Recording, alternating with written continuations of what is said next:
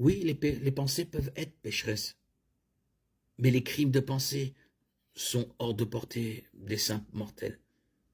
Les hommes ne peuvent pas lire dans les pensées des autres, ni voir leurs pensées, mais Dieu connaît toutes nos pensées, il est le souverain et le juge parfait de l'univers. Jean 2, 24, 25. Mais Jésus, lui, ne se fiait pas à eux parce qu'il connaissait tous les hommes. Et il n'avait besoin de personne pour rendre témoignage de l'homme, car il savait lui-même ce qui était dans l'homme. Psaume 147, 5. Notre Seigneur est grand et abondant en puissance à compréhension et au-delà de toute mesure. Toute pensée pécheresse sur laquelle nous nous appesantissons et méditons dans notre cœur est un crime contre la volonté parfaite de Dieu, car il est saint et parfait, et il ne passera pas outre à aucun péché. Exode 34, 7. Qui conserve sa bonté jusqu'à 1000 générations, qui pardonne l'iniquité, la rébellion et le péché, mais qui ne tient pas le coupable pour innocent et qui punit l'iniquité des pères sur les enfants et les enfants des enfants jusqu'à la 3e et la 4e génération.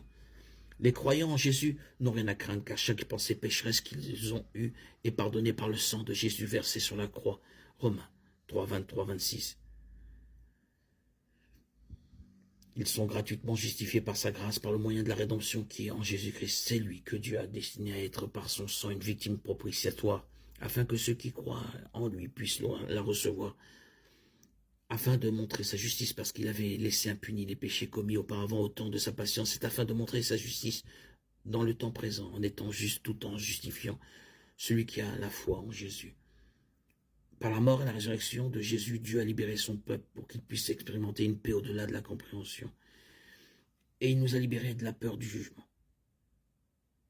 Par la grâce de Dieu, nous pouvons avoir des pensées sur l'amour et la miséricorde de Dieu pour nous, ce qui nous conduit à nous réjouir. Philippiens 4, 7. Et la paix de Dieu qui surpasse toute intelligence gardera vos cœurs et vos pensées en Jésus-Christ. 1 Jean 4, 18.